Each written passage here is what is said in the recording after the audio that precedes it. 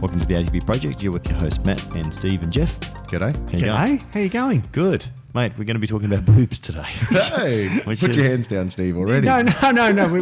This is the first time we are being visually recorded and we're talking about breasts. So Matt organised some models to come in a bit later too, which is going to be interesting. We might have to edit that bit out. John, there. see, I misunderstood what you said. I just thought you wanted me to get my gear off. Oh, that too, and mate. model. Yeah. Well, you know. But actually, it's kind of funny because we normally sit across from each other, but I think so that we can all get in the same frame so that people can look at it. I don't know why people want to look at us, but anyway. Just a bit cozy. But we're going to be talking about breast implants. We're going to be talking about liposuction. We're going to be talking about, what else, Steve? Oh, well, we're going to be talking about male pattern baldness, female pattern baldness. We're going to talk about Botox. We're going to talk about all those sort of surgical things. Did we say that? Liposuction, cryosuction, gastric banding, gastric bypass, if you want to talk about that. Yeah.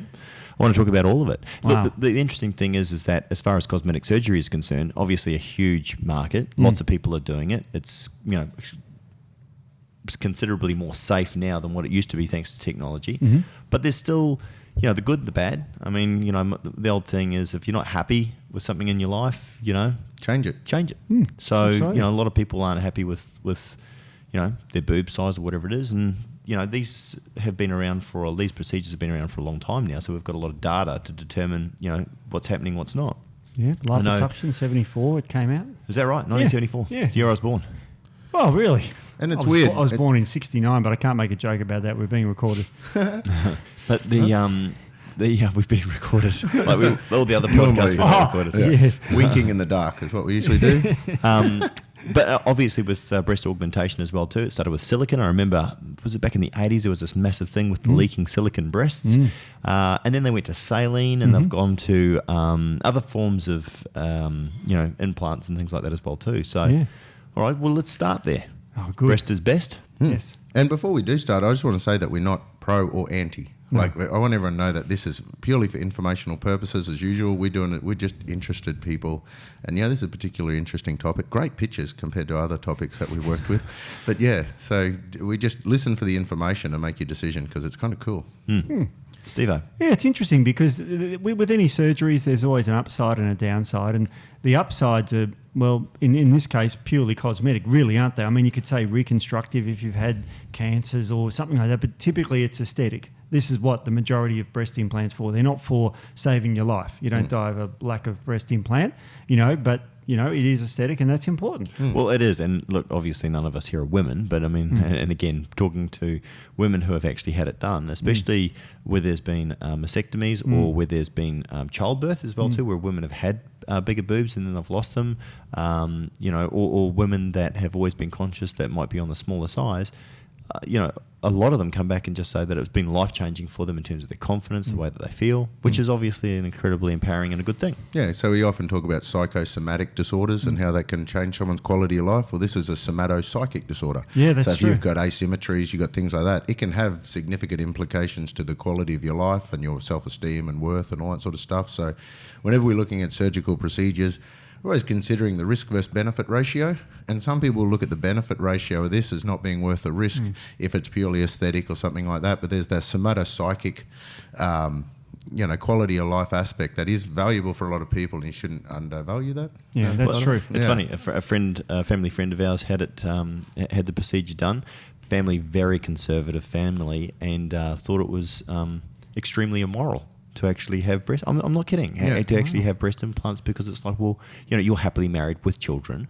Why would you want to go and do that? And it was something for her and her husband. It's not like she was running around all of a sudden wearing, low plunging necklines and stuff like that. It is deeply personal, and I think it's nobody else's business but your own. So exactly. for that sort of reason. But let's get into the nitty-gritty of the health aspects of it and how things have improved, Steve. There's under the breast, there's over the breast. I mean, and these things are significant challenges that people have to have. Some people can have it over the top. Some people don't like that look because it sometimes, especially if you're very lean, can look a little less natural, if that makes sense. So Steve, fire away. Tell us everything. Okay, so with breast implants, they are relatively safe these days. It must be stated that they, even if your saline leaks, for example, out of your breast, saline is just normal salt water, which is completely harmless for the body. You can have saline IV drips there, quite. So But there are side effects that we can't. I mean, obviously, major surgery has all the side effects, anaesthetic. But there are autoimmune diseases linked with breast implants as well that we have to acknowledge. And the classic one that everyone talks about now is Asia syndrome, which was named in 2011, where people get these implants and they get a strong autoimmune disease. And just to clarify early, because this is some questions I've been asked. Oh, my hand is doing it already. Some questions that I've been asked is that's got nothing to do with the tourist trade for breast implant. Because honestly, people thought that Asia syndrome only occurred if you went from Australia to Thailand to actually get your breast implants. Oh. They honestly believe that. So just explain what Asia syndrome means. Autoimmune, AI, syndrome to adjuncts, which are additives to things like vaccines. There's an Asia syndrome to aluminium hydroxide in that, and also to silica in breast. Now, it's associated with an arthritis. One of the most classic arthritises is Still disease, which is typically arthritis. But the different characteristic between Still disease and rheumatoid arthritis is that they often have a salmon-coloured rash. Okay? Now, often it's all over the breasts as well. I'm doing the hand thing again. But that's one thing to look out for if you've had breast, And when does it happen? Soon after. Immediate, like within 24 hours or? Oh, no, within a month. Oh, okay. Yeah, you start to get these symptoms. And you always say it, you're right in saying it, you say that I haven't been right since. And, people go, I just don't feel right. I'm a bit achy. I'm thinking, I've had these implants, but that's got nothing to do with it. And I get this weird rash now.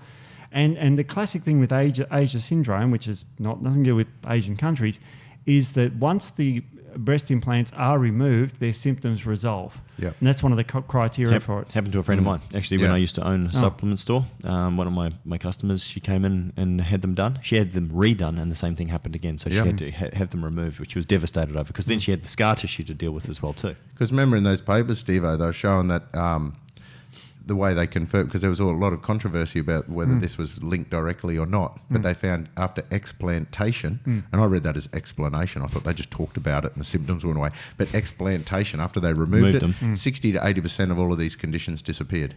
Yes. Oh, sorry. In 60 to 80% of the cases, their problems disappeared. Right. Yeah, and that's when they go, man, there is actually something worth looking at here. It's not just a correlation, it's causation. And you can actually genetically test to see whether you may be predisposed to this condition. Okay. And in the body, there's different types of human leukocyte antigens or white blood cell types. We'll just keep it really simple. And the human leukocyte antigen, here it is, the DRB1 strain means that you're much more prone to getting this disease. And that's the same gene that encodes for rheumatoid arthritis. So it sets you up for an autoimmune disease. So this is people that have got a stronger immune system, Steve, or more active? More active to adaptive and also innate immunity. So they are typically much more hypervigilant and much more sensitive, we'll call it, immune system. So normally it's not a problem because you don't normally put silicon in these people, but when you do, they're much more prone to this disease. So just to take a step back so people understand the process, for autoimmunity to occur, what we're looking at is a memory against some part of your body. So what usually happens is you've got a genetic predisposition, what Steve-O mentioned, then you get like an adjuvant, a trigger, like a foreign body coming in that'll prime your immune system to be active. And then often it'll be linked in with either a current or previous Epstein-Barr virus like glandular fever or another viral infection or something else. So you get a cold or a flu, your immune system's primed. While it's primed, these extra adjuvants, these silicons and that sort of stuff are floating around. Then your immune system gets confused. But these people with this genetic predisposition, their immune system gets a memory for that and it never forgets. And they go straight into autoimmunity and they can't stop the attacks. Yeah. Do you have any statistics on how many people that happens to in a percent, Steve? Very less than 1%. Well, less than 1%. Yeah. It's a very low. We've got to remember this is normally a pretty safe procedure. Most people just go, whatever. I've had the implants. They look good. They don't look good. Whatever. And most people just go on their merry way. It is a low risk sort of thing. But because remember, silica is in the human body anyway. We use it for our skin and nails and all that sort of stuff. So if people to become allergic to this level of it, but not many people will be told Asia syndrome. Hey, like not many doctors out there saying, I'm diagnosing you with Asia syndrome. No. What they do get diagnosed with is things like rheumatoid arthritis, Sjogren's syndrome, Still's syndrome. Disease, there's a few others. So often you'll get diagnosed with a a particular form of autoimmunity, and they'll, in that thing, I might say it's family history, adrenal exhaustion, just typical autoimmunity. But if there is a link with breast implants, then there's definitely a potential for that to be categorised as part of the Asia syndrome, especially if you honestly think back and go, man, I've never been the same since. Right. Yes. Yeah. And you've got to remember the FDA have listed classic side effects to breast implants that, are well known, and there's a whole list of them here, breast pain, of course, and it just goes on. So you could have just one of these as well, chest wall deformity, deflation, hematomas, which are blood clots, inflammation, irritation. These are all just classic side effects listed. Of surgeries. I was going to say just surgery in general, right? Generally. So it's separate from that. Right. This is a systemic autoimmune disease, Sjogren's syndrome, because the famous Israeli autoimmunist, I think his name is Sjogren. He's famous for classifying this in 2011. This is how recent it is. It's fairly new. Yeah. And then also too, so we talked about predispositions with the genetic polymorphisms and that sort of stuff. They found a major link with vitamin D deficiency. Yep. And so those people that are vitamin D deficient, and also what I haven't got a paper for, but typically we've got a lot of other papers that show adrenal exhaustion can precede autoimmunity. Yeah. Right. So if you're considering this sort of surgery, do a genetic test to see if you've got this gene problem, Steve-O. What's it called? Oh, the HLA-DRB1 gene, yeah. Yeah, that one there. Halabidaraba is the way I remember it. Right. So test for halabidaraba. You could look at your vitamin D levels, go get lots of sunsight even. Just look at the sun, that is. But don't do that, disclaimer, you'll go blind. Yep. Just get vitamin D on your skin and actually get it that way. Yep. Which is sun exposure. Sun exposure. Man, I'm put your new bikini on. You've got the breasts. Get out in the sun afterwards. This is what... No, I haven't had them in yet, Steve-O. Jeez, look at me like that. Stop doing those hand motions too. But so what you want to do is look for signs of adrenal maladaptation syndrome, look for adrenal exhaustion and all that sort of stuff, or control your adrenals, get your vitamin D levels checked, get your HLA checked in your genetic profile screening. Make sure you're set up to actually get the best results you possibly can before you have a crack. Yep. Absolutely. Now, before you have a crack, where do you have a crack? Do you go overseas or do you stay in Australia? Well, me personally, I mean, I like a Western country, so US, Australia. I'd probably be less inclined to go to a third world country like Thailand or if any procedure. So anything that I'm going to do. It's funny you should However, say that. I've heard though that Thailand has got unbelievable surgeons over there. Yeah. Well, they have, and there is as I skip forward the pages here to find the association, there is an international association of cosmetic surgeons, and they are actually all around the world as well as Australia. So as long as you look after that, and I'll put this on the website. Good. So they can see who's part of that association. This association, I don't know whether I should the name them, but do they rank them in terms of most successful surgeries by country, Steve? No, they don't, but they rank by price. And Thailand is about $4,000 to get breasts. Australia about $10,000. So there is an attraction.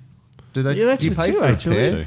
Yeah, you get 2 for 1 deal. And that's so it's less than half the price. It's less than half the price in Thailand. There you go, $4,000. And as I said, I have heard that Thailand has got some exceptional surgeons over there, and that they are sort of almost specialising in cosmetic surgery. And seriously, it would be exactly the same with everything. You're going to find good and bad in every part of society. But you've got to think, though, you've got to fly over there as well, too. You've got to put up for accommodation. So, by the time you pay for your flights and your accommodation, you're away from home. If something does go wrong. What about aftercare? That's what I always worry. There's so much, if you've got a complication and you can pop down to your local doctor that did the surgery and say, man, what's going on?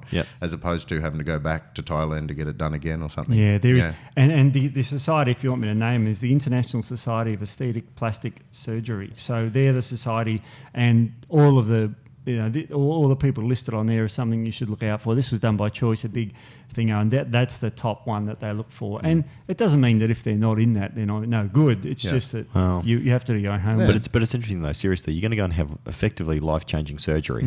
You want to go for the person who's the cheapest. Not really. I mean, well, especially, also, you're supposed to get a checkup every couple of years and get them totally replaced every 10. Yep. So you're going to go back every 2 years to that same doctor and that sort of stuff. You want to make it convenient, I'm sure. There's a lot of other things I can say. So you talked about autoimmunity. What about breast cancer? And this is a weird thing. Now, I've heard stories of people getting mammograms, which have created leakages in their implants. But Because they really squish them well, out. they're told they had to, get the mammograms to screen for these things. But then when they go get the mammograms and get a problem, they get told, oh, you shouldn't have had a mammogram because you had an implant. And what are the rates of? Is there any link with breast cancers and implants? And are they supposed to get mammograms or what? They are because there's still breast tissue there that can become cancerous. It's been obviously augmented. Well, it's not breast tissue that's been augmented with, but so the silicone won't get cancer, but the remaining breast tissue will. And you must tell the screening person that you have had implants. And you can still get it tested. And there is no direct link between increased breast cancer and increased, breast augmentation. Do you know what there is a link with breast cancer? Mammograms. Mammograms and underwire bras. Now, what if thinking about a bit of fuzzy logic, you get a bit of perkiness happening, you don't need to wear an underwire bra. You can the underwire bra. The commando, is that what they call it for boobs? I don't know. Anyway, so you don't just think so. Set the girls free, and you're less likely to get cancer because you're not wearing an underwire bra. That's a good point. Well, it's funny. It's like mammograms. I know I've heard some. It's same with. You look like you're smuggling peas, though. Do they don't know. Nipples and that? Well, they must do. I was thinking any of that sort of stuff. If you're not happy, inverted nipples and stuff like that, you can get them, popped out. But the I have heard, and I don't know anything about this. It's only just pure what I've heard that. Mammograms obviously are quite traumatic to the breast. There are some theories put forward that they could actually be contributing. Now I can hear a lot of health practitioners go, but what's the risk versus reward for that? Getting regular screening, if it picks up something early, easier to treat it. The other one as well too was biopsies as well too. Well, I've heard a lot of people saying that the body creates little. Well, no, let's just take area. A step back. What we do know contributes to cancer growth is trauma, inflammation, radiation. Yeah, right. Okay, so all that all those sort of things, Hey, I'll tell you something crazy. There was a lady from America that was coming to Australia doing thermal imaging on breast screening. So she was doing thermal imaging and claimed to be able to show some stuff that you could, before it would show up on mammograms and had all the evidence. Man, guess what? She got shut down by the ACCC, which is the Australian, what does that stand for? Consumer Competitive. It's all about competition. Fair competition. Yeah. She actually got shut down because it was illegal for her to work in competition to mammograms. Why? By the ACCC. So the Australian competition watchdog that says competition's good, we want competition, shut her down and said you can't be here because you're not allowed legally to go competition to mammograms because that's a government incentive. So if the government's initiative, if the government's saying you need to do this, no one else is allowed to, like us, we'll probably get in trouble for this, but whatever. We're just educating people, aren't we? Well, but she got shut down, man. I got to find this lady's name, but because I was trying to learn about it, I was really interested in thermal imaging for lots of other things as well. With our circulatory stimulant products and all that sort of stuff. I was right into this and really interested in it. This vaguely sounds familiar. Was this would have been about 5-6 years back? I think it's closer to a decade, maybe. Yeah, but because that's ATP times. Yeah. Well, because just to the people listening, the reason why thermal imaging could work for cancer is because cancers undergo a process called angiogenesis, which is the growth of new blood vessels, which of course increases the circulation. And that's what the thermal imaging is showing up. It's showing up the new microcapillaries forming into a particular tissue site, and it can screen the changing in the blood vessel and the heat that goes into it through that mechanism and show things before you get multiple cell tumours that are actually there showing up on a mammogram. Amazing stuff. Cool. All right.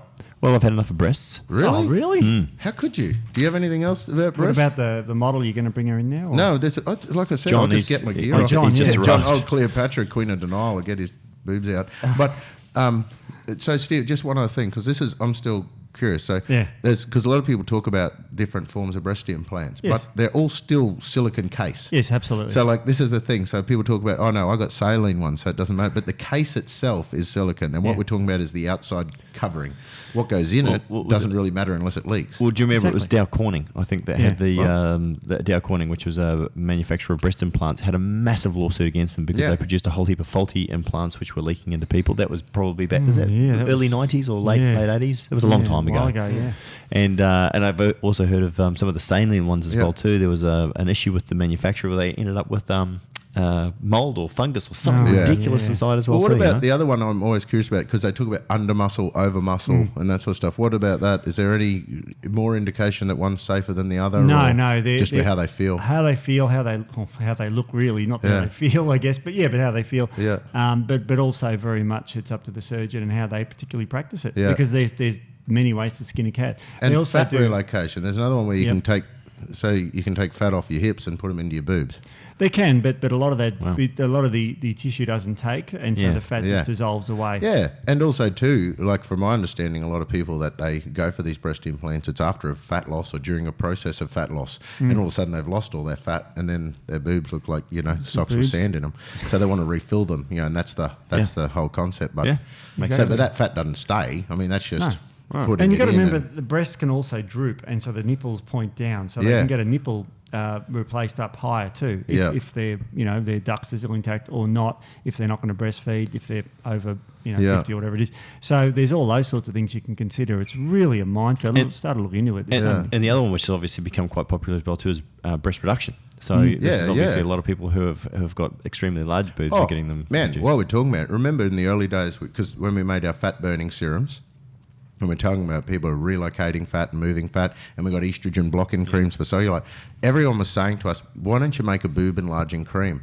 And I knew how to do it. Like, I know how to do that. We got the ingredients for it. And I said, I would not touch that because you do it through the same mechanisms as breast cancers and stuff. I want to stimulate estrogen in an area. And remember, there's that. And then we even looked at a company that started, they had a phytoestrogen from kudzu, pueri labata, and actually showed that they could do topically that, and it made the breast large. Apparently, they're all in jail now. Within a few years, they created so much breast cancer that there's major problems. So we were right to. That's why we run a company, code of ethics of first do no harm. It's like, I really don't know, I wouldn't do that, Well, you got to remember, being overweight and having high fat tissue in your breast is a risk for breast cancer because the estrogen, as you've said many times, is made from fat cells. So if you've got too much fat on your breast, it is a problem. Yeah. So, reducing fat is the best way, blah, blah, blah. But also, if we're talking about surgery, you can reduce them that way, and it will probably reduce the risk of getting future breast cancer. Nice segue then, while we're talking about that, let's talk about liposuction. Yeah, cool. So liposuction, obviously incredibly controversial as well too. I think, was it Demi Moore famously had it before she did that movie where she was a stripper? I forget the name of it. Anyway, I can't remember the name of the movie. But she's good looking. It's one of those childhood crushes. Really? Elle Macpherson. You can tell my age, can't you? Yeah, the old tab ads. Yeah. You remember the one walking on the beach? Yeah, that's when we all fell in love with Elle Macpherson. And then she was the only model through the 90s that smiled. Everyone else was on heroin. She comes out smiling. Hey, look at me. And they go, oh my gosh, someone smiles. That freaked me out. Just remember, my partner listens to this, Beck. So. You're in trouble. So, liposuction. Yeah. Beck doesn't need it. She's great. No, she's perfect. See, I just got you out of the poop. Sure, thanks. Carry on, Jeff. Well, I mean, liposuction, obviously, removing fat, guys and girls, typically they're taking a vacuum, for lack of a better understanding, Steve, and they're just putting an incision and sucking it out. And put it in a bucket and throw it away. Yeah. Done. It's all gone. Good, Easy. Good. Now, remember, fat cells don't grow back. But they don't make it into biofuel. I won't carry on exactly. about that. We could solve the energy crisis. So it's an attractive option. If you had a jar there and you got that just jar, about to have a drink, Steve-O. I was seriously about to have a drink. Now Steve-O's going to make me imagine my glass of water as a jar of fat. Yeah, and it just sucked. It ended up there and gets sucked out. It's gone. It's a great procedure. Obviously, it's got a really nice. Because fat is not just stored energy. It's not just globules of fat. In amongst your glass of fat there, Steve-O, I mean, it looks very clear here, but we can imagine that there'll be all sorts of things called adipokines, inflammatory molecules, hormonal compounds, all sorts of toxins, a lot of fat-soluble toxins that you may have been exposed to throughout your life, everything from recreational drugs through to pesticides and rubbish like that. Do you want that going into your bloodstream and through your livers and everything like that to leave? Yeah, I mean, or would you want to suck it out and throw it in the bin? And now I'm getting in trouble saying so. Every time you go to the gym, you got to burn some of that fat and release some of those toxins. Yeah. Hopefully, because going to the gym is a good detox then. Yeah. But also hopefully your liver detoxifies that. But the attraction of just getting rid of it in a matter of, let's say, minutes or an hour is just it's very tempting, isn't it? I mean, seriously. I mean, we all kind of go, I just want to get rid of it. But is it bad? But this is the grey area. But the interesting thing is it also comes back down to the fact, okay, so you have liposuction, right? But that's obviously you're getting a result, but what caused it? So if you're not treating the cause, exactly. Okay, so but let's just put that to the side. Let's just say, okay, so liposuction, the actual process of putting an incision into your body and then taking a vacuum cleaner and effectively hosing it all up. That sounds not great to me. I mean, it's got its issues. There was a study. You mentioned about it being permanent and all that sort of thing, because that's what everyone asks. I mean, because instantly, obviously, you lose that fat. Well, if you don't treat the cause, obviously, nothing. Exactly. You're going to end up the same And, way. and there was a won't you? study done with a 1 year follow-up. Maybe worse. On There's a great study done on two. There's two studies I want to talk about. One was a major liposuction where they did over 10 kilos. And when you burn 10 kilos of body fat with exercise, your blood sugar levels and glucose tolerance improves dramatically. Well, now we've got the great video. I've printed out a big graph here. This is a comparison. This is a comparison of liposuction and non-liposuction. Can you see much difference in that? We'll whack it up. None. Absolutely bugger all. It's on the website. So Yep. it does nothing. It does not improve your glucose tolerance. And so when was that study done? How long follow-up? That was a year. So that a year study. later, there's no change biochemically. No. Structurally, what's their change after a year? Did their fat come back? Yeah, it did too. Yeah, right. Unfortunately, after a year. And this was done on 1 year of it returned to what they term baseline. Yep. So, but what they found was, let's say a woman had liposuction on her legs, which Or was a what man. this study. Sex's peak. It's Day of the Woman today. Or, Oh, or someone that chooses International to Women's Day. identify in between? Exactly. Don't This be weird. study was done on women, so I'm sorry to pick on women a bit here, but this study was done on women where they liposuctioned their legs and saddlebags and all this sort of stuff. And they found that after 1 year, the fat returned to baseline, in fact, back to exactly where it was, but it was placed on the stomach and not on the legs. Yeah. Oh, wow. Right, is that because the cells were dead? The cells were not just dead, they were gone. They And were that's in a jar. that's one of the other problems or complications with liposuction. The actual process, the mechanical process of going through breaking down all the trabecular mesh, which is the collagen-like structure that holds the subcutaneous fat globules into compartments so they don't just blobble out in all asymmetrical fashion. So once you break up all that collagen, the trabecular mesh and all that sort of stuff, you can actually replace that with scar tissue, which means that compartment doesn't refill. A compartment right next door could.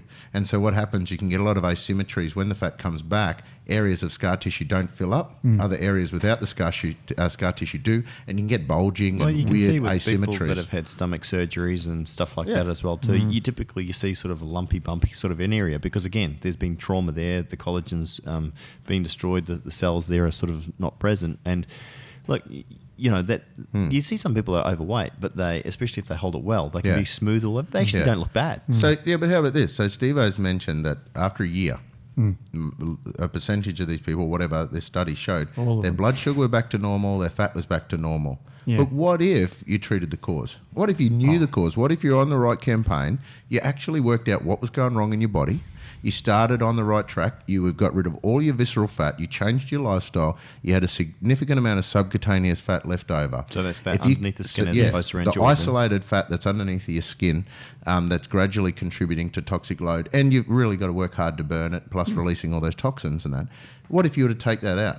Yeah, it's a great option, and you got rid of all the causes. But a lot of people who undergo lipo say, no, I eat well already and I do exercise. And you go, okay, you got to analyse what that means. Yeah. Because people say, no, I go for a walk every third day and I have been to the gym. I used to play sport. And they say, yeah, I eat really well. What did you eat last night? Oh, I had McDonald's last night. It's like, no, you actually got to be pretty perfect to get the liposuction. Otherwise it'll come back. We've seen, and maybe this is why the stats lie a bit, because we've seen some within our sporting industry and within our wellness groups, the transformations that we've seen of some people that have totally changed their lifestyle and totally changed their body shape, like totally. They didn't do it through liposuction. So those people obviously aren't contributing to these statistics. No. But if they were to actually use that tool, like all I'm saying is that we've got a lot of tools around, but people try to say this is good, this is bad. But if we actually looked at it, maybe we could use these tools for a group that normally wouldn't consider it, and they can actually make a significant improvement. Can I give you a third option? Yeah, man. Okay, so we've got one side, we've got exercise and diet, and of course, look, for me, subcut is a cheat thing too. Yeah. And then the other side, you've got, liposuction. Cheap's not a good word, Steve. And expensive. Yeah, exactly. No, he said cheat. No, cheat. Oh, A cheat. Yeah. Because it just dissolves fat as far as I'm concerned. So there is a third one, which is called cryolipolysis. Now, cryo meaning cold, lipolysis the breakdown of fat. So what they're doing now is they're getting little, it's probably about that size, and it's a little vacuum thing, and they stick it on your fat area. Yeah. So say your It's saddlebag about what here. size, sorry, Steve, for the people in radio land? They can't hear that. Oh, that size of a cup. size of a cup. Right. Yeah. Sorry, I was. Don't forget, people got on the podcast That's as well. yeah, too, the Steve. podcast. Yeah. So it's a little thing that sticks on your body, and it sucks all your fat up in this thing and cools the fat down to near 0 degrees. Now, fat then solidifies, and the solid fat can break apart about 25% of the fat cells. So the fat cells die off over the next 2 or 3 months, and the fat is reabsorbed in the body. So it's relatively safe. There's no downtime. There's no surgery. There's discomfort, but no pain. There's no needles. So lipolysis suggests the liberation of free fatty acids to be burnt as a source of fuel. Correct. It goes into your body So and it freezes it. freezes it. And as you know, And then fat, that break. And so the water in the fat cell swells and Yep. ruptures the cell membrane. So, yep. And then all of this fat will be released. into your Wow. bloodstream.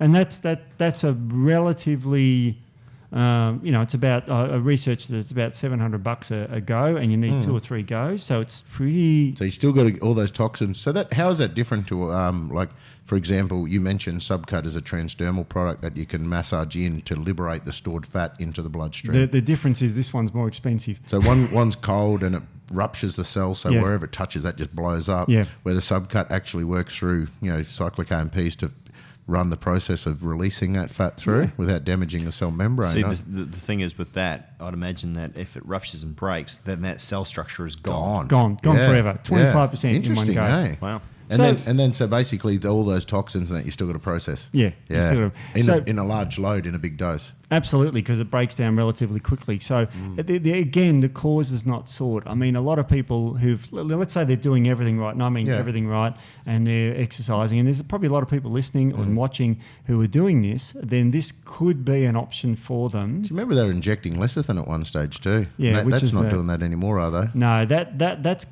termed surfactant treatment. Yeah. Now, surfactant, for those who don't know, It makes big fat bubbles and little fat bubbles. well, sort of. It makes the fat soluble. It makes fat water soluble. Yeah. Surfactant is used in soaps. For example, detergent that you wash your dishes with that I used to formulate, that is a surfactant. Yep. And the surfactant in detergent's called, you ready for this one? Didosyl benzyl sulfonic acid. It's true. Yeah, I Well know. done. So they got a fat soluble head and a water soluble tail. Correct, yes. So it digs its head into the fat, and then when the water bit comes across, it goes, woo, gets Yeah. washed away. And here's an experiment for you. Pineapple juice. Yeah, just get your greasy plate at the end of the night, run it under water, and nothing comes off. You add a bit of detergent, and it'll break it down. It'll solubilize the fat in water, Yep. and it causes emulsification. Yep. And that obviously gets in the body and dissolves your fat that way. Yeah, Cool. cool, man. Yeah. Okay. All right. So liposuction maybe not the best option, but this new cryogenic sort of, well, not cryogenic, but freezing But sort for of. any of those body sculpting interventions, that lesson that we learn here is if you don't treat the cause, you turn back into a fat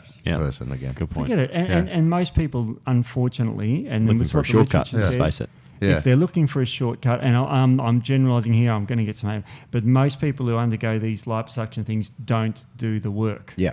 Yep. This is, some will do the work and they'll have this little bit left and it'll annoy them and they'll get that sucked or frozen off or whatever you want, and that's fine, but most people don't. Yeah, Right? Most yeah. people simply say, look, I've tried going to the gym, I don't like it, I don't like eating well, I don't like broccoli, I try and eat better, but I don't, and this is the sort of thing, and I used And to bug me. microbiome, don't get me started. Yeah, Wow. don't get me started about that. Not today. All right. So before we get into Botox, which obviously, let's face it, that's probably one of the most used cosmetic surgery procedures. Well, it's not surgery, I guess, really. It's a cosmetic Injectables, yeah. injectables, application. Hair loss. And this one affects both men and women. And Botox for hair loss? No. Oh. Hair loss. I don't want to talk about Botox yet. I want to talk okay. about that in a minute. Oh, But cool. I want to talk about something that affects men and women a lot. Yeah. I mean, I know that liposuction is a viable option for men and women. Yeah. But, hair loss. Yeah. I'm not giving away a magic alopecia. recipe. Well, very interesting. Yeah. And we might as well talk about that. So, I think regular listeners know that many, many moons ago when I was using some steroids that my hair started falling out quite rapidly. And Matt just threw together a bit of bucket chemistry, a couple of phases of Mate, how's that? That a sounds- bit of bucket bucket Throw chemistry. some stuff together that he had on his bed. I actually put a fair bit of effort into researching that. Well, thank you, and Matt. creating a recipe. Even though I have a wonderful head of hair. But The video's here, mate. We it can't worked. really lie. It worked. And the interesting thing is that I started getting these little sebum plugs that just pushed out all the stuff that was going wrong. It's still a little bit thin, especially on the crown. Now, the crown is not as difficult to regrow as the temples, apparently. Apparently, the temples are the real. That's the what do you call it? The Everest, if you like, of natural hair replacement, which is why a lot of people look at surgery and things like that. I got good results. Now, I stopped using that formula, Matt, probably about 12 months ago. And it's funny because my hair loss has started accelerating again since I haven't been using it.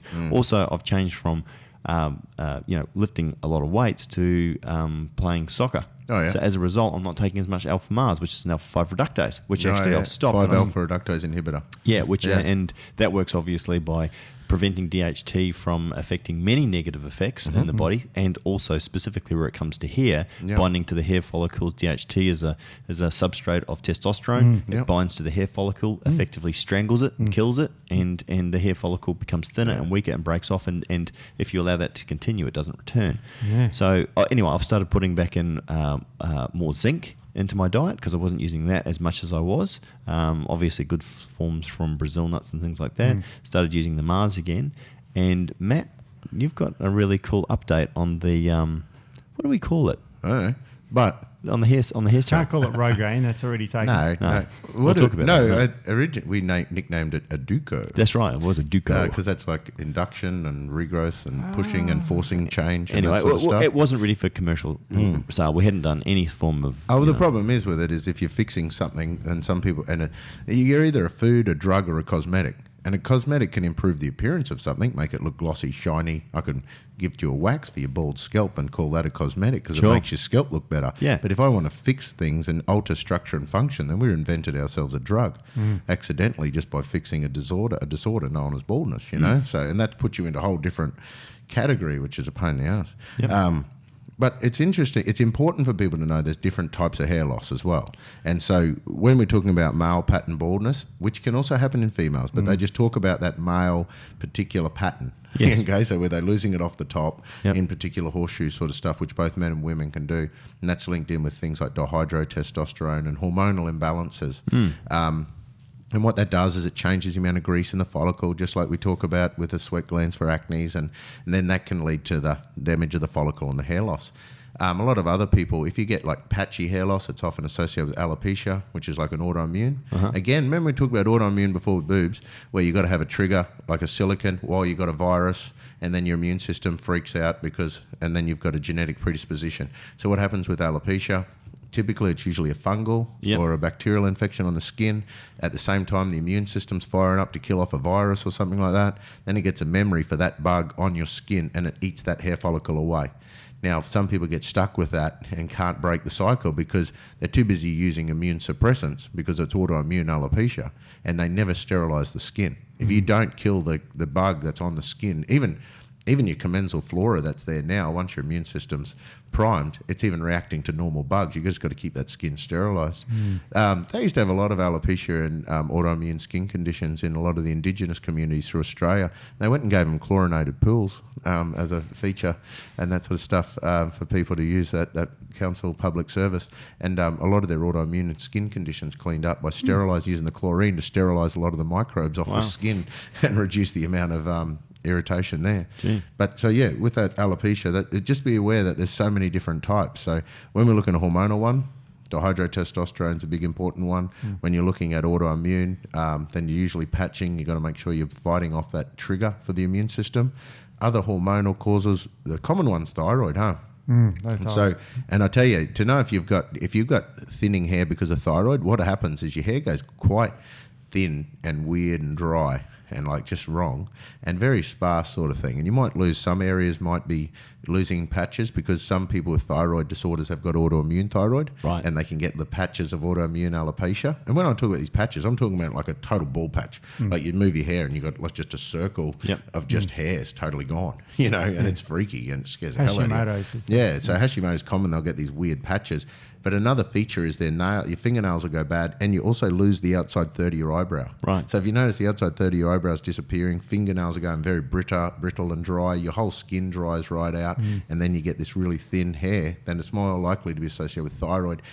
And the way the thyroid does that hair is it screws up your circulation. So with low circulation to the scalp, you get bad hair. And that links into all of the other whole range of hair loss products that work by stimulating circulation to the scalp. You know what the best way to stimulate circulation of the scalp is?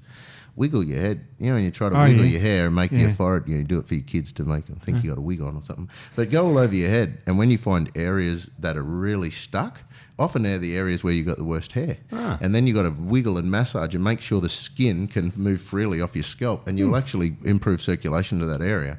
Very important part. Even with our hair serums, you notice we're actually, I you instruct said people. that. They're horrible products in the sense that they don't feel nice and that, but that part of the reason is because you got to massage the things in as well. Well, it was. I'm hoping that your Mark II is going to be significantly better. We've been talking about it. You've been theorising it now for Yeah, I'm about going to 6 froth months. it up for you. Yeah. See if I can make it into a froth gel moussey looking thing, but Cool. without the chemicals. Because and you said when your hair started to come back, one of the first things you noticed is these little sebum plugs. Yeah.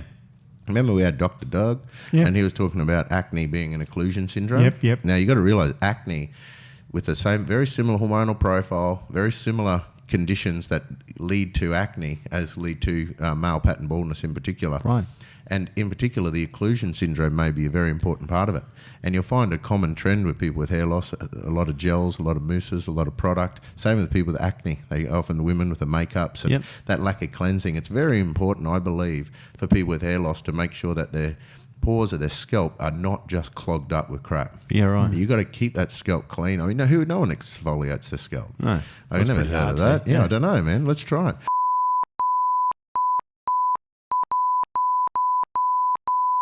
But, so just keep in mind that this actual mechanical stimulation of circulation, the cleansing of the pores, all that sort of stuff's very important. So that would be easier then if effectively you clip at your hair right, but not shaved, because Yeah. that can also then create, like blockages and all the rest of it. Like, when you shave your skin, you get little pimples from time to Yeah. time when you get the Yeah. ingrown hairs. But if you were to clipper it right back, you're going to be able to massage the scalp easier. Maybe. And But maybe what about long hair? There's also a theory that the long hair actually improves the integrity of the follicle.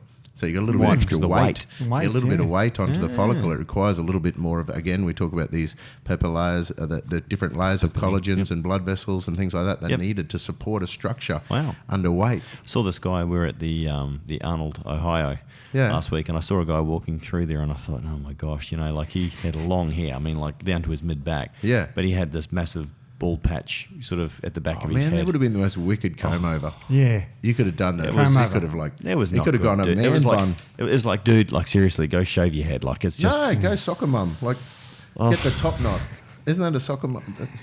You're either a ninja or a soccer mum with a top knot. yeah. Oh, what about the big comb overs? They were great. weren't That they? works for Donald Trump. Yeah, they're still going. I remember Know what that is. seeing people, right from above their ear, they'd go all the way across. That's And it's classy, like, eh? what is that? What are you trying to hide that for? It's fantastic. bizarre. There should Anyway. be more of that. Typical Anyway, what were we male. talking about? Well, I mean, one of the interesting things was, and something that was after doing some research, is that I wasn't keen to use, and I know what the commercial names are, but Rogaine or minoxidil Yep. or the other ones, Propecia, Finasteride. Yeah, that's the name, classic name. yeah, The other ones, the and- Propecias are the. And look, they can be successful and they can work. I heard that once And you what are start they? down the track. 5-alpha reductase inhibitors? Correct. Yeah. So they block the conversion of testosterone to dihydrogen. And some of them work on the skin. And look, I think for some people, they've got exceptionally good results with those, especially if they catch it early on. But once you start using it, you have to continue using it. Yeah. And it's funny because way back when,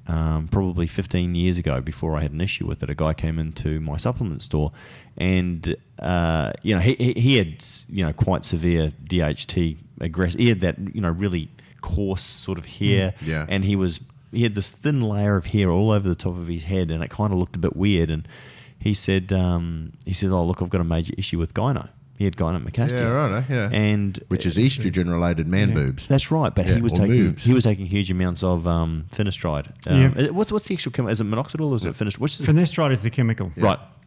And because I don't want to bag a brand. It's No, not that's about right. brand, right? Yeah.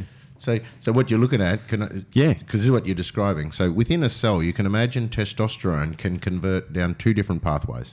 It can go down 5-alpha reductase and make a thing called dihydrotestosterone, which is a very strong and active form of testosterone that needs to be in the right ratios with testosterone and estrogen to control its effects. Yep. So if you get too much DHT running down that pathway, you lose your hair. Yeah. So if they block 5-alpha reductase, the testosterone backlogs, but it still wants to convert. So it can go down a second pathway through aromatase and convert into estrogen. Right. So what happens is if you significantly block the 5-alpha reductase pathway, which is predominant in the scalp and in the acne and in the hair follicles, all that sort of stuff, then fatty tissue gets an abundance of testosterone ability to convert through to estrogen through aromatase, and then you get man boobs, cellulite, love handles, and that sort of stuff. Well, and that's obviously exactly what happened to this guy, because he was training hard, and he says, I've never been fatter. Like, he was carrying a lot of fat, especially on his love handles. And he said, I've developed man boobs. Do you think it could be related? And I said, well, I don't know, because I didn't know that much back then. And I said, but it's definitely worth investigating. And probably since then, there's been 2 5-alpha reductase enzymes discovered, type 1 and type 2. Right. So they've brought out a drug to hit both of them called Durastide,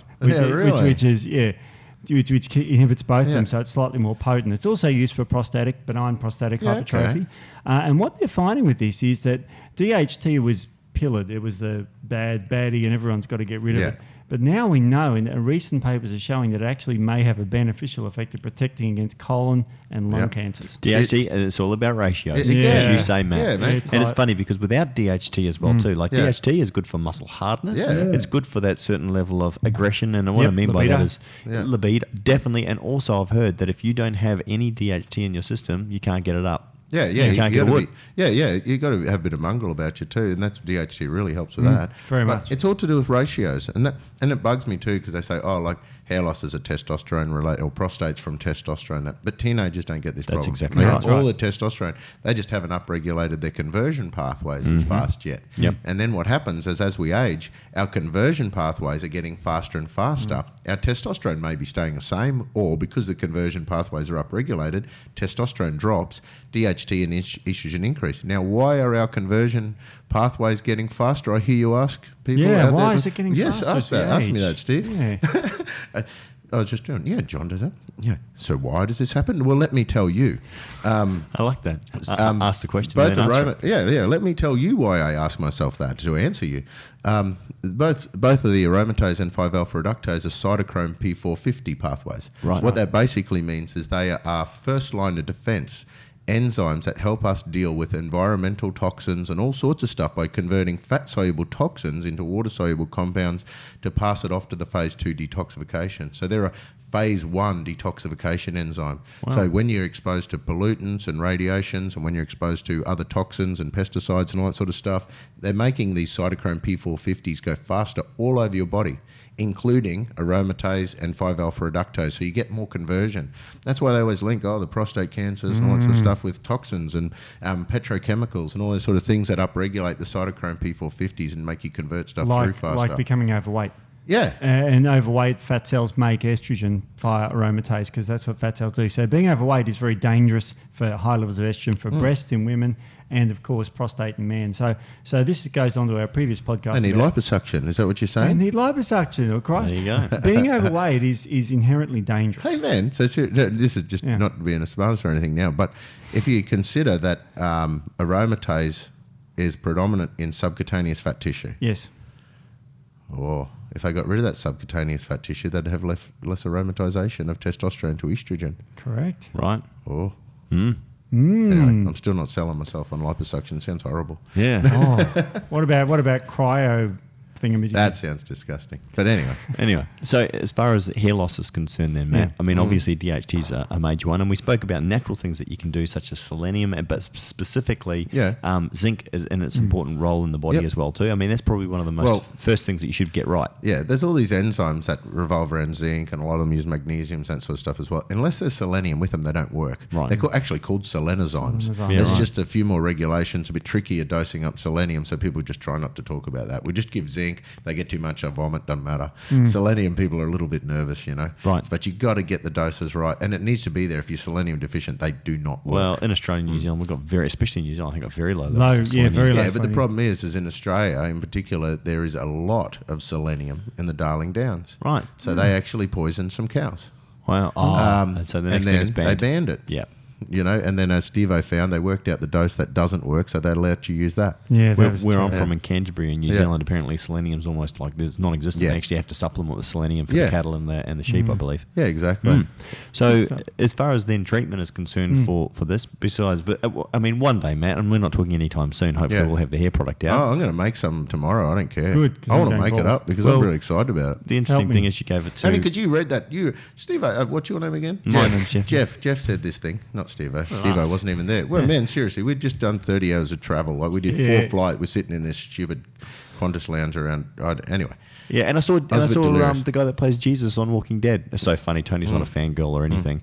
It's like Tom Payne walks past and she's like, "Oh my gosh, go get a selfie." It's like, I couldn't do it, poor bastard. He's sitting there just minding his own business. I didn't care when I saw Bindi Irwin. G'day, Bindi. She was so nice. She was "Hey, nice. Matt, how we want to have a chat?" And I said, "You don't actually know who I am. You don't have to pretend." It's like back off, Bindi. She was lovely. No autographs. I'm tired. Wildlife warriors, all their energy. Yeah, you know what? She was. The thing I love about Bindi is that she actually was really sweet. She's exactly like she did not change. She wasn't, man. No, exactly as you see Bindi Irwin on TV and stuff. Exactly what she was like. And for American listeners who are not sure, I don't think they know who Bindi is because she's got her own they do. TV show. Steve Irwin's famous. Crikey. Yeah, he's got the Australian Zoo and Wildlife Warriors. They're a good cause. Anyway, there you go. Bindi, there's your free plug, and you didn't even know who we are. And hang on, what the hell was I going to say? You were talking about 30 hours. And man, you showed me then papers of all these most significant hair regrowth formulas and all the most exciting things of the future and innovations of drugs for hair loss, and they're terrible compared to the feedback that we've got from our little crack. Well, interestingly enough, you sort of came clean to me this morning saying that you had a very small amount. So we're waiting on this active to come in from overseas, and we've been ordered it. We've run into some trouble with So I wanted a special one. I was going to make a new fresh batch for Jeff because he's so important, and I wanted to really impress him and stuff. And then there was a little bit of dregs. I shouldn't say that. There's a little bit of the old stuff left that I thought, I'll share that out to someone else just because I know I'm going to make Jeff stuff. That was months ago. Yeah, but also, Matt, I appreciate you looking after me because you weren't sure if this was going to make the person bald or the hair turn green or something like that. Yeah, so I thought I'd give you, if Jeff was okay, I'd let other people try it. But you've given it to somebody else ahead of me, Sarah's husband. Yeah, and apparently he's come back and said, you're a genius. It's working. And he was within a few weeks. And he was a bit of a skeptic, wasn't he? Yeah, well, why wouldn't you be? I mean, but not just with this. You should be skeptical. But this is the thing. Yeah, healthy skepticism. When you start dealing with ATP, man, you've got to be realistic and expect miracles. Yeah. Like we don't just you can be skeptical, but kind of be open-minded. And when the miracle happens, just go, cool. I was kind of hoping for that. Well, the really cool thing is now that we're starting to do this on YouTube, and people can obviously see, they're going to be able to follow my hair change over the next 9 months because I believe that's the time that it actually takes. And I'm actually going to go into a clinic and get my hair count done where they do it under the microscope so they can actually show it. Yeah, because I want to actually document this. Because I've got a lot of faith in terms of what we did last time. Yep. I know that you've done some improvements in it, and we'll see how it goes. But outside of that, and I mean, let's talk to people now. Let's say, for example, that this product doesn't get up and doesn't work, Matt, for whatever reason. I mean, the bad side of the finasteride. Is there anything else you want to cover off on that, Steve? Yeah, there is. Because again, myself intuitively is something that I considered before, Matt. You created this sort of formula and sort of. Mind you, man, we've been talking 2 years about doing something more. We've been so busy. We've been so busy that we haven't had the time to actually go ahead and do it. And it hasn't been one of those things that we could. Of hair, so like exactly, seriously, it's low on your priority. Yeah, my motivation, like Jeff. Yeah, whatever, Yeah, who cares, right? No, and also too, it's like one of those things that apparently it's impossible. So you kind of like. I understand that the impossible is slightly harder and takes a little bit longer, and we just didn't have the time. No, I mean, that's exactly right. We've got so many other products that we're commercialising and bringing out that we're going to see, bring to market. I'm going to make some tomorrow. Yeah. Good. But anyway, the negatives with regards to finasteride. Well, finasteride orally, it stuffs your hormones. We're all pretty in agreement with that. The literature is. But what about putting it on topically? Yeah. You might think, oh, that's all right then. I was thinking that. Still gets through into capillaries, doesn't it? It's still absorbed into the body at about a 25% rate, so it still changes your hormones in your body. Right. So that's the problem with that. Yeah, look, it does work. 25% of it gets in your body. Wow. Yeah, so it's still pretty high. And of course, what they did was they upped the dosage for topical application because typically, topically, you can increase dosage like they do with antibiotics because it's a little bit safer. But if it's absorbed in your body, and you've got to remember you're applying this twice a day, and you're putting it on your hand, or putting it on a scalp and rubbing it in. So it's getting absorbed through your skin, and it does change your hormones in your body. Right. So that's a very big problem. And a lot of people use shampoos, and of course it runs down their bodies. Yeah. And Wayne Rooney. Yes. Used to play for Manchester United, now Yeah. playing Yep, for Everton. even I know him. Fantastic football player. Yeah. One of the youngest ever, to play for England. I Yeah. think, just a great football player. Poor bastard went bald really early. Do you Yeah. remember the controversy over when he came out and he actually had hair restoration surgery? No. Ryan Giggs, who is also an absolute legend for Manchester United, has a hair restoration clinic. Yeah, right. And it's funny because there was a big article, I think in one of the English papers, about one of the more famous referees over there having hair restoration surgery. Unbelievable difference night and day. Yeah. And that's the thing that I think does Doesn't look work. like a pine forest anymore, do they? No, Because mate. I remember the old school Oh, ones. No, yeah, where they did the they're plug. plus, They go, yeah. man, look at it. It looks great. And then I go, but if I do this, Yeah, not so. no. What's actually come down now is that the level of technology and robotics as well too that they're using, the ability to be able to actually do micrographs. So I think they call it FUT. Anyway, it's really advanced. It's very, very good. They can give you a more natural looking hairline because they actually can do individual hair follicles or groups of 2 and 3.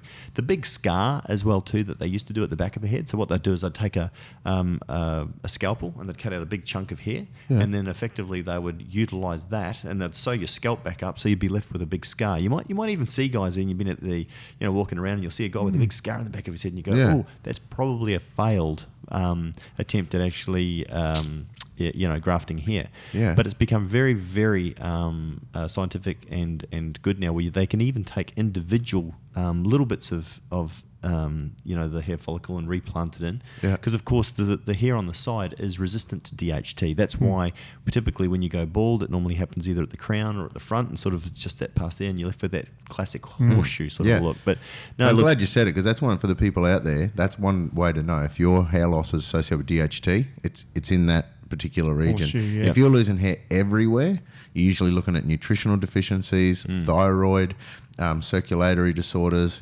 Commonly things like folate, B12s, B3, those sort of vitamins and nutrients.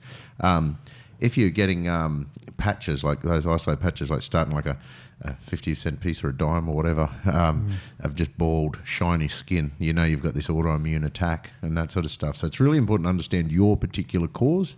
Just like everything we say, understand the cause, otherwise you can't fix it, Well, the big thing with hair restoration surgery is, I think right now, until we prove our product, I think that's probably the way to go, not to use the finasteride. I think that there's too many negative side effects with your overall hormones in the long term for using that, which is why I never used it. Obviously, look at your nutrition. Make sure that you're getting plenty of zinc. Make sure that you're using alpha-5 reductase, even things like saw palmetto and things like that, Matt, which are good for your prostate as well too. Yeah, very good. So 5-alpha reductase inhibitors, pumpkin seeds, Brazil nut seeds, really excellent. Zinc, selenium supplements sometimes are essential. Saw palmetto, epilobium, they're the main potent ones. There's so many others, but Africana pygium. yeah, I got to kind of keep some secrets too, though. Oh, okay. I'm worried about my formula that works really. I've never, because I probably underestimated it a little bit. I didn't realise. I thought that's what happens. No, and look, hair restoration surgery is expensive. There's recovery time. I mean, if I could find a non-surgical way to be able to do it, like I couldn't tell you how much money I'd pay to obviously have that done. Well, tell me, because I've got a little recipe in mind. Well, the interesting thing is that it needs to be a multi-attack, especially if you're going to do it naturally. So you need to look at your alpha-5 reductase, which are typically taken orally, plus your topical stuff to obviously help with the circulation and the blocking of the DHT at the site. And there's a few other secret things in your formula, Matt, we're not going to talk about, but it's got to be a combined sort of a therapy. But anyway, it's just interesting for guys and girls out there. Yeah, and with the girls, they are taking finasteride. There is tests on it. It's very dangerous to take in women, especially pregnancy. It's one of the category X in pregnancy. In other words, it's just a no-no, and it causes genital malformations in babies. If you take it, causes decreased libido in women, also acne in women as a side effect. Wow. And That's really interesting, acne, isn't it? definitely, and 10 to 25% gastrointestinal discomfort. So it's quite severe. But acne as well. Yeah, mild acne. There you go. Isn't that interesting? Decreased libido. The big problem with a lot of surgery, though, is that the surgeon almost always recommends that you take finasteride and or topically, and also the oral one as well too. And or Propecia or whatever. I always get mixed up between the brand names and the other things. Finasteride and Durestide, which is the two of them. Which again, I don't know why they need to do that if the hair that they're planting in is DHT resistant. Anyway, enough about hair stuff. Yeah. What else have we got, Steve-O? You going to do Botox? Botox, sure. Yeah, Botox. I'm curious about that. Botox. And also, I wouldn't mind talking about addictomy later on. Oh, okay, Jeff needs yeah. one. Do you want me to talk from my personal experience? Personal experience, and Jeff for his future. I think John's a doctor. I think he said he could help you with that. Yeah, he did have it. He said he's not a doctor, but he'll have a look at it for me. He offered to look and Well, he specifically he was very adamant about and that. he did ask he asked if you were Greek or if you'd ever had Greek in you. Yeah, exactly. He even invited. He was very good about it. He invited me to his place Saturday night for some drinks, and then he'd look at it for me. Really? So he Very was good. very, very forward with it. Yeah, I sort of ran, but Speciality is prostates. But anyway, all right, let's talk about Botox. Botox, botulinum toxin. I mean, it doesn't sound great, but I mean, it's obviously been out there in the cosmetic So is that world why now for babies years. can't eat honey? Oh, yeah, that's another toxin. Yeah, you shouldn't give Is a that baby linked under in with 12. botulism? Botulism, yeah. Yeah. Botulinum toxin is a thing that basically paralyzes muscles. So you might go, why would you want to paralyze your muscles? Because if you've got muscles that are squinting like that and you paralyze them, you relax your muscles and your wrinkles go Get away. less wrinkles. Yeah, right. It makes sense, doesn't it? Yeah, it does. It's it does. It's not the end of the world. It's got, if it's done Because correctly. I frown a lot when I think. Sometimes I'm reading, probably because a lot of stuff I'm reading makes me angry. I read. So if I was to Botox I yourself? get there. So if I Botox there, then I can be angry and read, and people think, oh, he's very interested in this baby. He's Yeah, not he's even happy. angry. Is that what Exactly. happens? Yeah, it stops muscles working. So it toxifies for about 3 months. So it's not, For 3 I understand months. why And does it you do leave? Yeah, in 3 months the botulinum toxin All breaks right, down. let's just get straight to it.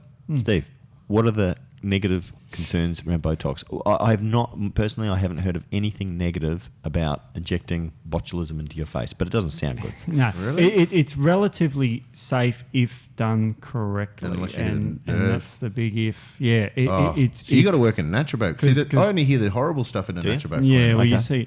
see, the others. Look, I'll talk from Dr. Doug perspective. If he does it, you'll be fine. Someone like that with that experience, Qualified practitioner. qualified president of the. Because I heard they were doing Cosmetic home sessions in the US and Oh, that's everywhere party now, isn't it? plans and all Yeah. sorts of stuff. So, some of the scary thing about botulinum toxin is it's classified as an S4 poison. In other words, it's a normal prescription medication, so any GP right? can inject it with Botox. Wow. Yeah, so you raised your eyebrows. You couldn't do That's- that if you're on That's Botox. right. That's right. So this is the problem. So if Joe Smog GP, who's just come out of hospital training, comes Yeah. along and goes, I can prescribe S4. I'm going to start injecting people with Botox, make a bit of money. It's good. Yeah.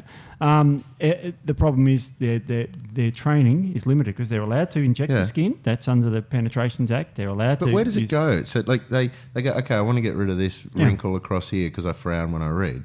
But if I inject it there, does it go anywhere else? No, or it does just it sits stay there, right it stays there and then breaks down. Yeah. So it doesn't leave to break down. If you do it in the right area, if you do it in the wrong area, it does leave and can spread. But So you've what's got sort to, of wrong here? So if it gets into a lymphatic, Yeah, as yeah. opposed to What into is- a nerve synapse. I mean, botulism. What was it responsible for before they used it for Botox? I mean, Oh, what happened? it's What's a it, toxin nerve? that It killed paralyzes. neuro agent. That's Yeah, like it's a neuro spies. agent that stops muscles working. Right, and people used to die of botulism back in the 1800s. and Botulism, 1600s. yeah, is a little bit different. Right. But this is the Same. deactive thing. You okay. won't die of this. Okay. Don't worry. It's been deactivated. It's like a lot of the vaccines. It's allegedly. changed so it works just locally. Yes, just So like it doesn't go have a systemic effect No. as opposed to if you make a botulism toxin out of eating honeys and that, That's right. then it goes systemically through your body and And you you die. die. Yeah. And typically only in the first 12 And months of life. I've seen probably one of the only things I've ever interfered with. I saw a woman dipping a thingo in honey and giving it to thingo? their baby, a dummy.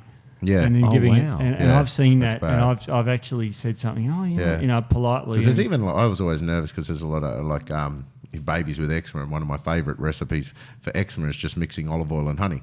But I Right. always had to say you can't do that until they're after 12 months of age, Right. because of that risk The of gut healing, botulism toxin. Yeah, right. honey's okay, but there is that risk. So that's a little bit different to this. So this is changed into molecular form, go in, deactivate the nerve for how long? Oh, about 3 months. 3 months, Yeah. and then it gradually breaks down, and then that nerve synapse will upregulate again. Yep. It'll start to induce muscle contractions again, and Yep. that will create the wrinkle effect, Okay. and then And you then can you do go it back again. and So on a scale of 1 to 10, 10 being don't do it scary, 1 being relatively benign. More benign. Oh, it's relatively benign if Okay. it's done Yeah. by a professional Now, properly. and the other thing is that I see they're doing it for other things like hyperhidrosis and sweaters and Sweaties, that sort of Sweaties, stuff. yep, it stops that because it's a muscular. It stops the like in the past for people who are excessive sweaters, you give them a beta blocker because it stops the adrenergic But that's a receptors.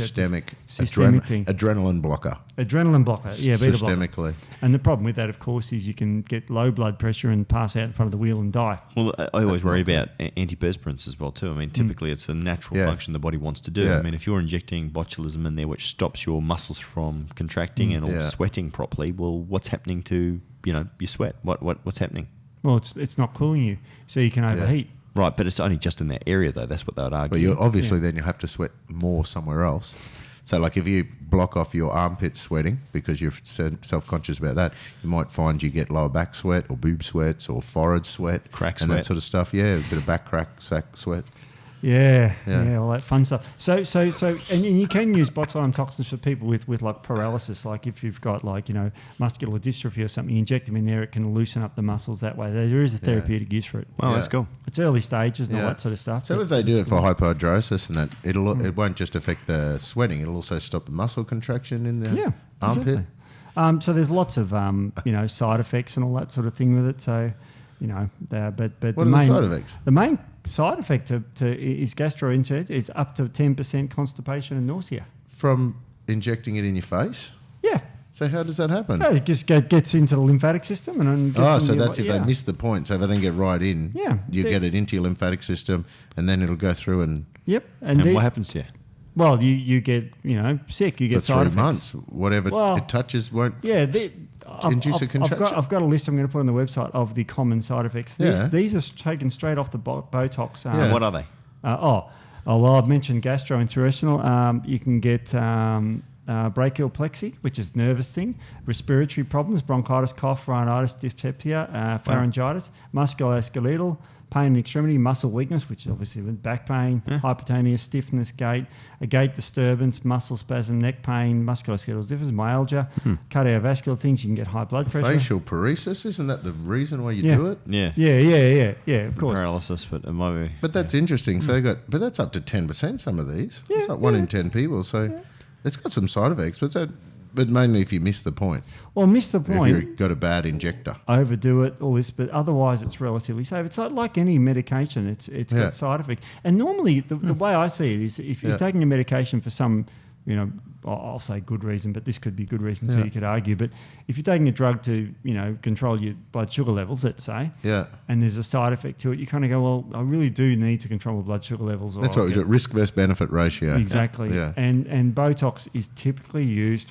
to get rid of wrinkles. And the benefit to that is arguable. I'll put it, do you need to really get rid of your wrinkles? Is it worth those risks? If you ask women, absolutely. Yeah, and that's that somatopsychic effect and quality of life, which we can't discount as an important part. You can't. So that's it. That's interesting, man. The other side effect is a more obvious one, which is that women, and men, they can't do any facial expressions because they're which is why everyone in Hollywood does it. Yeah. I understand a newsreader doing it because they read really horrible stuff and they're not supposed to have an opinion.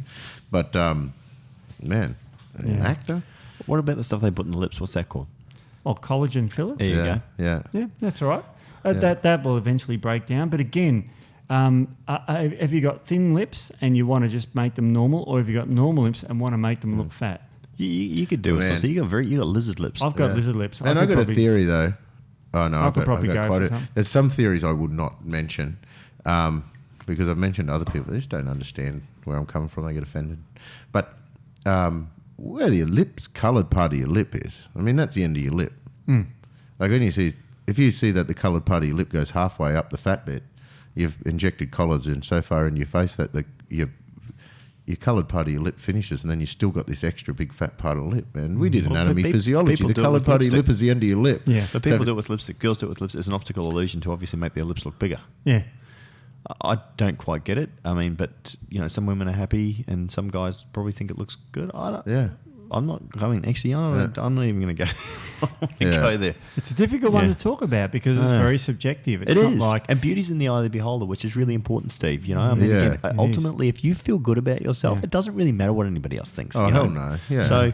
So this is the thing. If it, if you're happy Yeah. and you're happy with the way that you look and you're going to be confident, good for you. The other thing we have to talk about a little bit is when they inject oil into your muscles to make them grow. We've seen Synthol. Yeah, I know. Oh my gosh, there are some guys out there. There seems to be a lot of guys through the. That's body dysmorphia. Like, and when people talk about body dysmorphia, don't exercise, don't eat much because you got body dysmorphia. No, don't inject weird castor oils into your muscle. Synthol. It's specifically, and a lot of guys are doing this now because they want to be big and they want to be really big, but they're not prepared to put the time or the effort, or they don't have the genetic ability to do it, and mate, they're making themselves look stupid. I mean, I've seen it. Just seriously, go Google it on YouTube and get a bucket if you're prepared to be absolutely disgusted by what happens to some of these guys. I mean, we're talking about absolutely feral, life-changing, disgusting things going on where they've got abscesses and they're draining pus out of the body. So tell us what it is, Steve-O. Just tell us what it is. It's quite simple. It just fills your muscles up with oil so they grow. So the muscle doesn't grow. They inject oil into the sarcomeres and in the fascia. Inside the fascia to surround their muscles with a fatty oil to swell it right up. Yeah, of course. Makes sense. It looks horrific, and it doesn't. How long? And they got to just keep doing it. These people get weird because they just get some of them. I suppose there's probably some people out there doing it. I don't even know because they do it so well. But I'm talking about the freaks that just want to have traps and biceps and go and pump themselves full of this stuff. Oh, they do it in the chest. They do it in the shoulders. Definitely the arms. It seems to be an absolute favourite spot. And it's just wrong. As a kid, you say, show us your muscles, and everyone does that sort of thing. And so everyone thinks, the bicep is the measure of a muscle, and that's where you've got to grow it. So here's an idea. Let's put some oil in there and inject it and fill up your arm, and you look interesting. You know what I mean? I don't want to judge, but... No, you look like crap. Judge your way. You can judge that one. Yeah. Those people have got a dysmorphia that needs help. So if you're looking at synthol, you're looking at implants and that, if you want bigger calves, which one would you choose? Oh, donkey raises. Calves. You can't build them. Nah. You got to put some in. That's what Luke Lehman said. He goes, you do have sprinters calves. So I've got sprinters calves. No, in tone them, they turn into walnuts. But for other people, like, say, in that sort of situation, hey, man, now, since we're a little bit controversial, this is another thing I accidentally said at an event that I really upset some people. Really? But I was at a natural bodybuilding event looking at the women, and I made a comment going, do you think she's got breast implants? And these people turned around and said, of course she's got breast implants. It's obvious they all do. And I said, but it's a natural bodybuilding comp. Actually, there's a lot of debate on that. There thinking, if you go into a natural bodybuilding comp and get breast... Now, if a bloke was in a natural bodybuilding comp and he put calf implants in... Which I would. That be cheating? I don't know. Or a pec implant or ab implants. Would they be cheating? But a breast implant is not. No, I believe Flex Wheeler did it because Flex could never make his... Flex Wheeler. A breast implant? No. A bikini comp? No. This is way back when, I think in the 90s.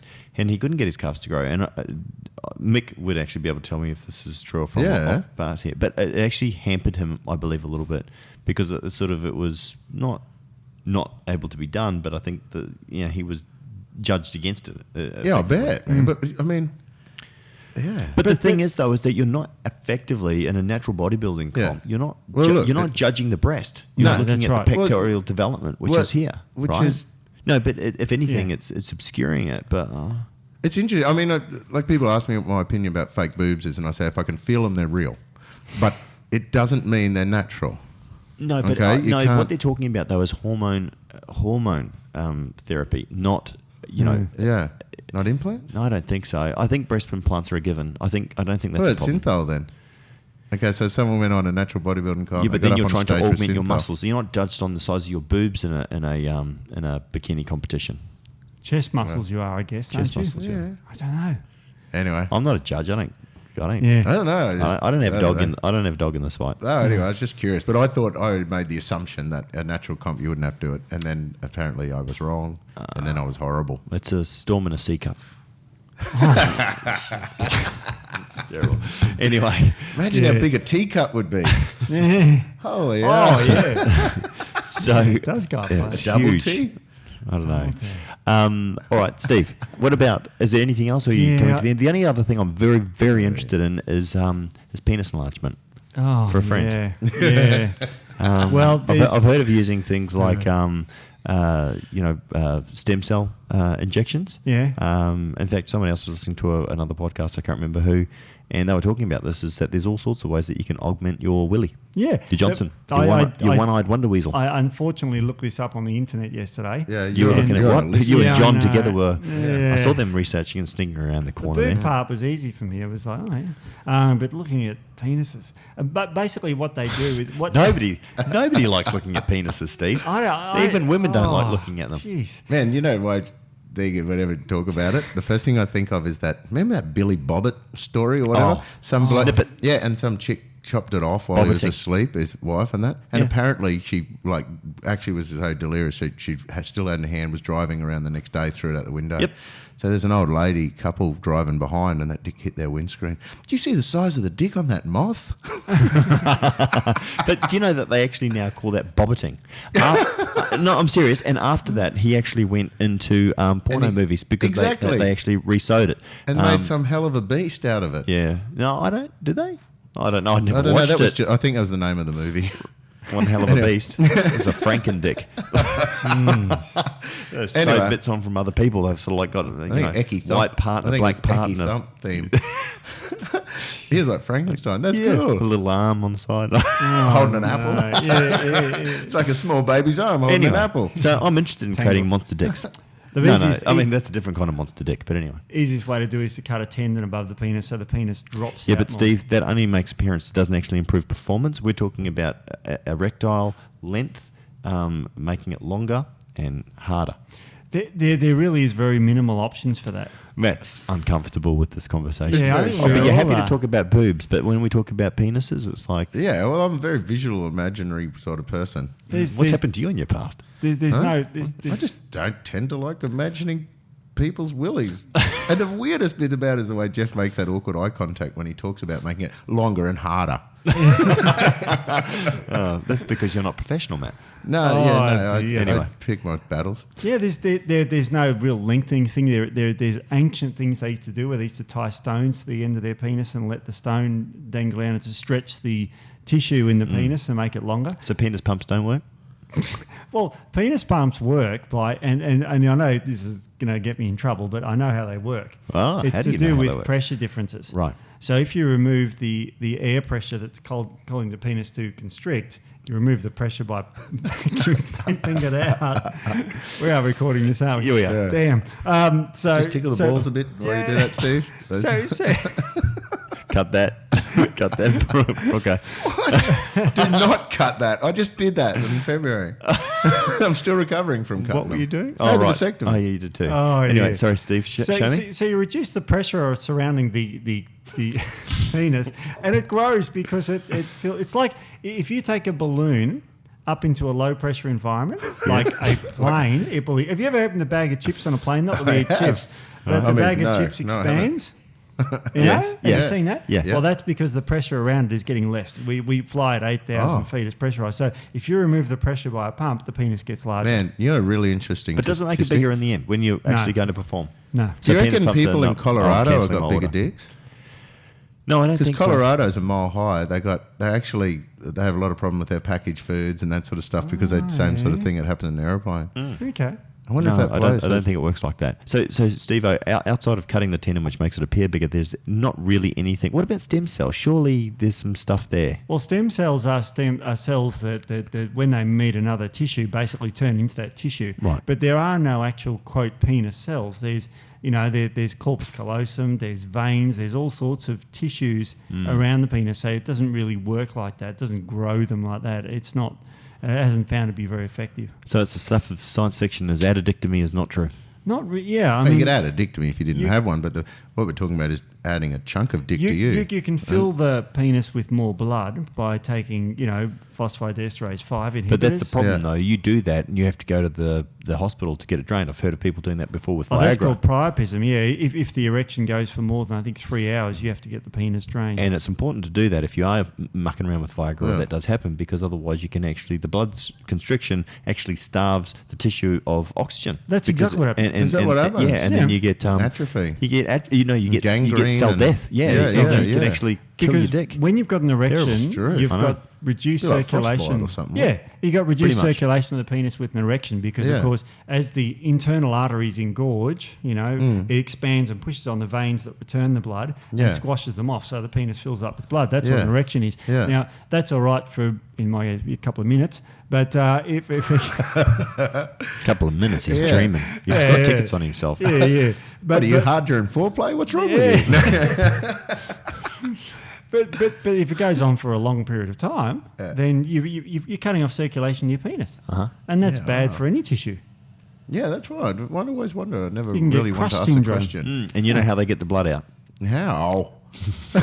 Big needle.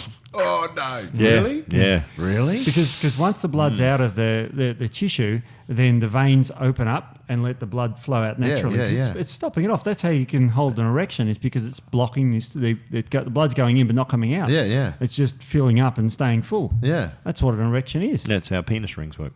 Wow. Cock ring, I think they call them. Yeah. Look at you. I think someone mentioned that too. Yeah, so while we're someone- talking about penile shafts, hair removal. Oh, Your cat scratchy pole. Yes. Matt's got an unusual physical anomaly.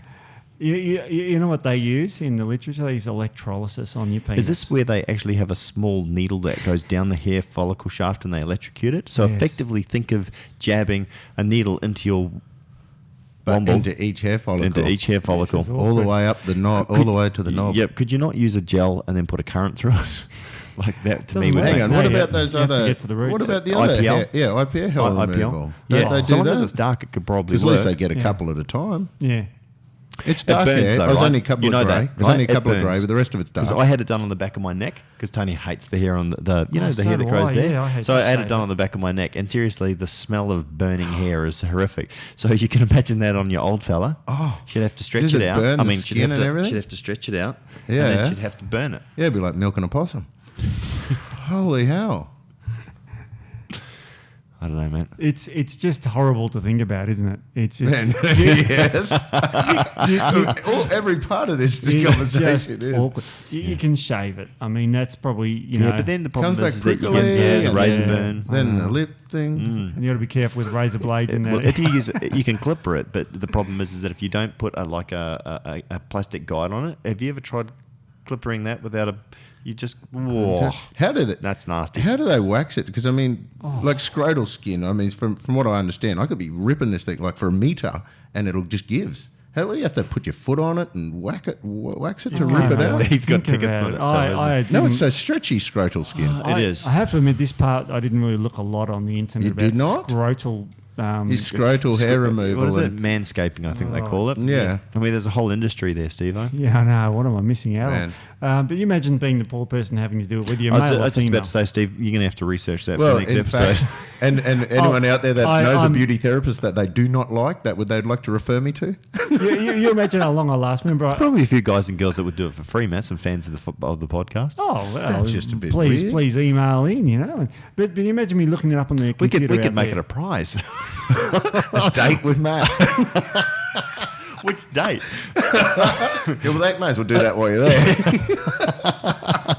Back, sack, and crack. Oh, Wow. yeah, that's it. Matt's bat second crack. That's got a ring to it. Oh dear, Get it? Oh. A ring to it. Oh, he's got a ring. Up. Anyway. I didn't even look up anal bleaching, so don't ask me about it. Really? Yeah, Oh, let me tell you all about it. Oh right, okay, yeah, go for it. Well, on that high point, Yeah, Yeah. jeez, it went. What else have downhill we quick. got to I talk think about? that's all that we've got to Well, really talk gastric about. bypass we can talk quickly about. Yes, Didn't we'll we get to talk the about boring that? end of it. No, don't talk about it. Maybe we save it.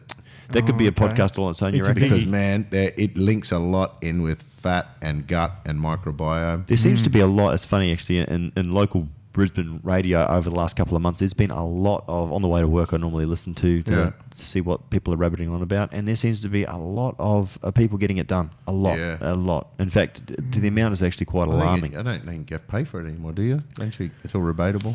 Yeah, it is if you're over a certain BMI. It is. Yeah. You can get it claimed. Yeah. And I'm through I'm hospitals. over that BMI.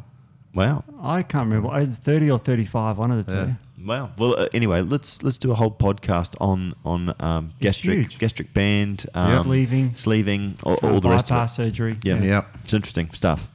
Let's get into some effort. Anything else on Matt's Can I Willy give you Wonka some chocolate factory. Factory. I mean, do we want? Without looking, how many people go to Thailand for plastic surgery every year from Australia? Just from Australia? 12. No, I 12? was going to say I reckon probably maybe 10,000. 15,000. Oh my gosh! It's a lot of people. Wow, that's a lot of people. So- That's the coffee grinder. Oh. Yeah. Oh, okay. Yeah, we just put on a proper espresso machine. Tony used to be a barista, so yeah, she's Yeah. into her coffee. Sure. Anyway, Interesting stat to finish with. very, very I good. didn't listen. I heard the coffee going. What did you say? 15,000 people. 15,000 people go to Thailand for plastic surgery every year. It Oh, costs I'll be $300 buggered. million industry. It is. It's huge. Wow. Just to Thailand. That's crazy, huh? That's truth, mate. I was going to say Bangkok, but then there'd be jokes. So That's why Yeah, they go there's- there. Yeah. How do you know if someone's actually going to Bangkok when they're at the airport? How do you know? Because they go through the sliding doors sideways. You can tell that they're going to Bangkok. oh man, I'm full of them. You know what? dear. People are Full of saying, them. "Dad." Well, once you become a dad, you have to tell terrible jokes like Yeah. that. Yeah. Anyway, guys, that's it for today, and we'll be back again next week. All right. Can't wait. See ya. Yeah.